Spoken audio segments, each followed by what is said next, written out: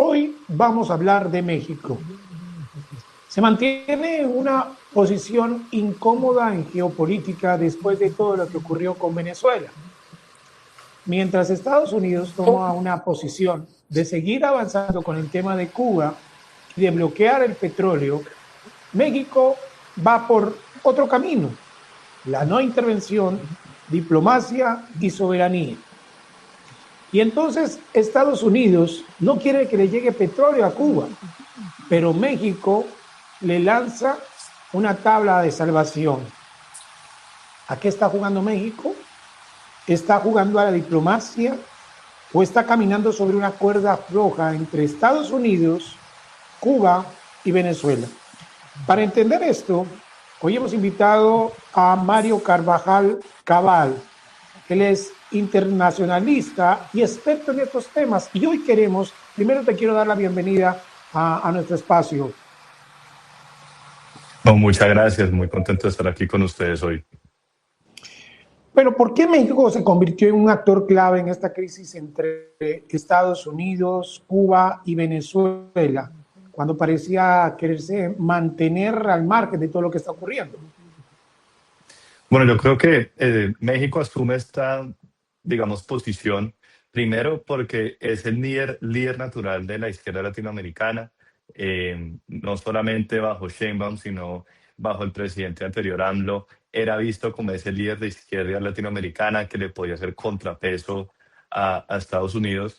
Y también tenemos que tener en cuenta que México, de cierta manera, se puede dar ese lujo porque económicamente está muy integrado a Estados Unidos y entonces las medidas o las repercusiones que podría traer Estados Unidos, por ejemplo, contra Colombia, no necesariamente las puede tener contra México, porque el Tratado de Libre Comercio entre Estados Unidos, México y Canadá ya protege a alrededor del 85% de los productos que exporta México a Estados Unidos de aranceles que le puedan poner, porque el tratado digamos, lo establece así.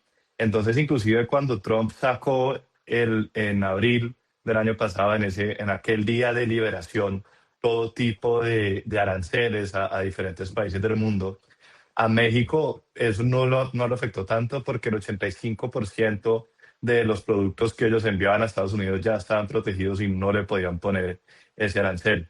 Entonces, México digamos, tiene esa posición única que no tienen otros países en América Latina en términos económicos. Y pues también, como mencionaba anteriormente, es el líder de esa izquierda latinoamericana en este momento. ¿Por qué lanzó esa tabla de salvación a Cuba a pesar de tener los ojos encima de Estados Unidos? Porque yo creo que México lo hace para verse como un actor en el cual la conversación con Cuba sobre alguna posible transición democrática que Estados Unidos quiere motivar, que México sea también como ese intermediario, ese actor que ayude a negociar eso y además quiere ubicarse también como esa potencia regional en América Latina. Ese rol por ahora lo estaba asumiendo un poco Brasil, siendo como ese vocero de América Latina, pero México entiende que para su posicionamiento internacional necesita empezar a ubicarse como una potencia media o hegemónica, digamos, en la región, en donde, por así decirlo, sería el actor autorizado para este tipo de cosas. Y su proyección tanto en el Caribe como en América Latina le permite, además de su posición económica y geográfica, le permite ser ese punto de encuentro o esa bisagra, y por eso lo hace. ¿Y podría México manejar su política o sostenerse su política de no intervención sin tener un riesgo, tener que pagar un costo alto con Estados Unidos? Lo que pasa es que México reconoce que hay muchos frentes abiertos con Estados Unidos, no solamente en el plano económico, sino que podemos ver que recientemente, por ejemplo, extraditaron a un número de miembros del cartel de Nuevo León a Estados Unidos que Estados Unidos los había pedido. Entonces, México ha encontrado que la manera a veces de apaciguar al gobierno Trump es justamente cooperando con ellos en temas de narcotráfico con el cartel, no solamente en operaciones, sino también extraditando a las personas que ellos piden. Y eso les puede dar margen de maniobra para ejecutar otros elementos que están dentro de su agenda. Entonces, digamos, la multiplicidad, perdón, de retos que comparten estas dos naciones le da un margen de maniobra amplio a México para ver en cuáles puede tener una posición donde esté un poquito más, pero en cuáles también se plantea y dice, no, esta es mi posición acá y venga, negociemos esto. Entonces, esa es una posición única en la cual México se encuentra. ¿Qué tan incómoda es hoy la posición de México ante Washington? Yo creo que más que incómoda, México entiende que tiene que ser estratégica. México entiende que, digamos, van a haber puntos donde van a tener que ceder. Y México es que hay que tener en cuenta, por ejemplo, que el 76% de las exportaciones de México se fueron a Estados Unidos. Y ellos reconocen en el 2023, y ellos reconocen que no pueden perder ese mercado. Y digamos, la posición ahorita con Cuba, eh, ellos lo que quieren es verse como ese defensor de América Latina del orden internacional basado en estas reglas y en la no interferencia de soberanía, pero también verse como un aliado estratégico a Estados Unidos y decirle, yo coopero con usted en todos estos temas de seguridad dentro de México y en derrotar los carteles que usted ha dicho que quiere derrotar.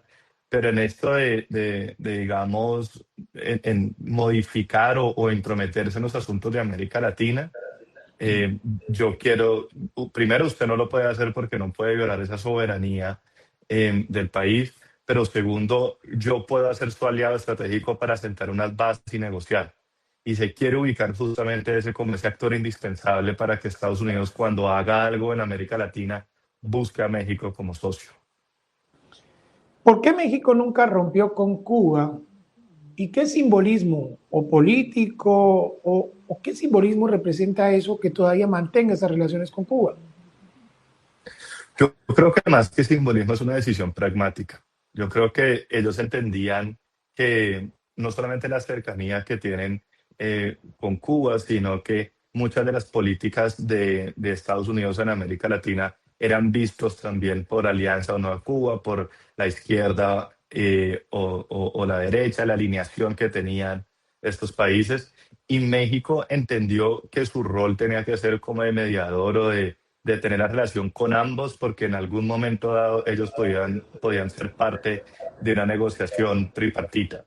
Entonces fue más que todo, considero un elemento pragmático de saber que si ellos querían jugar como una potencia regional, tenían que tener una interlocución con los dos actores. Y el envío de petróleo a Cuba por parte de México, ¿eso podría ser un acto de solidaridad histórica o es un mensaje directo de México hacia Estados Unidos? Yo creo que puede tener elementos de las dos. Puede ser un elemento de solidaridad, pero también decirle a Estados Unidos, primero, usted no puede ser, no va a ser el único actor y no puede ser el único actor que maneje los mares de América Latina. Entonces, por parte es un mensaje allí diciendo, yo también tengo como en el mar Caribe mandar el petróleo de Pemex a Cuba para que usted, y le manda con ese mensaje de que no se puede entrometer de manera unilateral en América Latina, pero también le dice tanto a Estados Unidos como a Cuba, yo soy un actor que los puede acercar a ustedes dos, tengo buenas relaciones con ambas partes, puedo llegar tanto a la cúpula en Estados Unidos del gobierno como al de Cuba, entonces yo sigo siendo ese actor fundamental en cualquier conversación que ustedes necesiten tener. Señor Carvajal, Estados Unidos podría estar utilizando todo lo que ocurrió con Venezuela para hacer una advertencia a Cuba, pero también a otros países, incluidos México, Nicaragua, otros países, con todo lo que se está viendo en este momento. ¿Cómo analiza ese tema? A ver, yo creo que el mensaje, sin lugar a duda, va tanto a Nicaragua y Cuba. México no, porque hay que tener en cuenta también una serie de condiciones.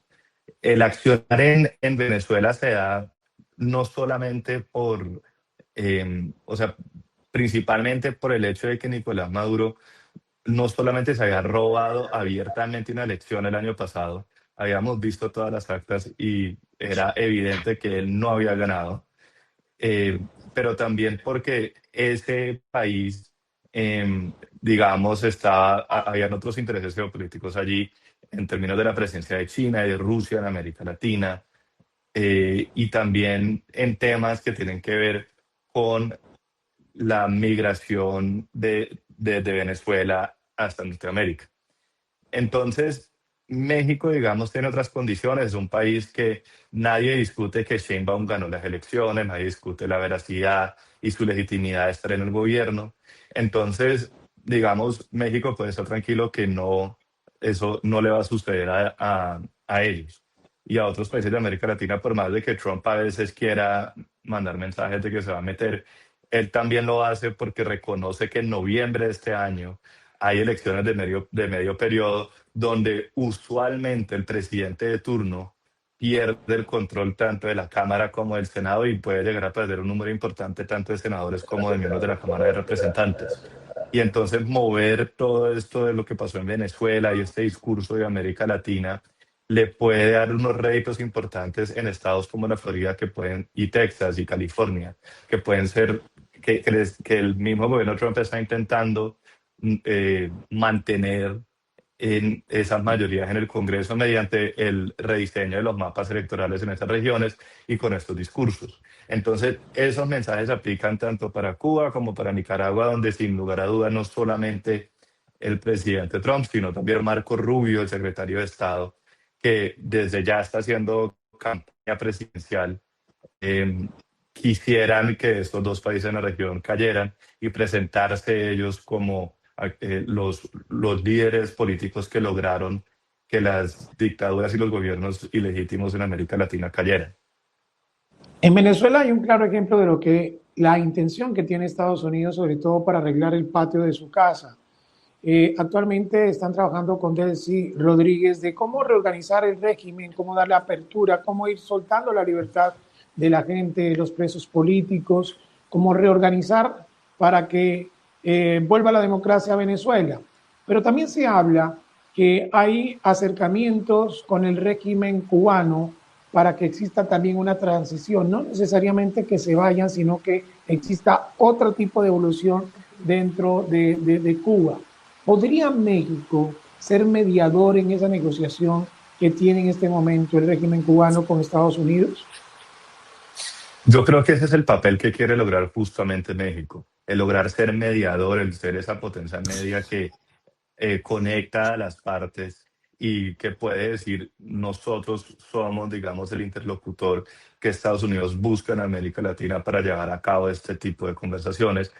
Pues eso no solamente le da poder en Estados Unidos, sino también lo empieza a ubicar como esa potencia regional que puede, digamos, no solamente marcar la agenda de América Latina, sino asegurar que se cumpla esa agenda y convertirse como en ese actor que empieza a ser una coalición que lidera los temas de política internacional y geopolítica en la región. Entonces, digamos, México lo que busca es justamente eso, convertirse en este socio indispensable de Estados Unidos en América Latina. Señor Mario Carvajal, le agradecemos por su tiempo, por hoy aportarnos su conocimiento para entender qué es lo que está pasando con México frente a Cuba y el apoyo que tiene en este momento. Gracias por acompañarnos. Wilson, muchas gracias a usted por la invitación. Feliz de estar acá y disponible cuando me necesite. Y a ustedes, nuestros suscriptores, gracias por estar ahí siempre pendientes de nosotros. Cada vez vamos abordando temas diferentes a Venezuela y sobre todo el entorno a la región. Hoy abordamos México. Gracias por seguirnos, por compartir y sobre todo por comentar. Hasta la próxima.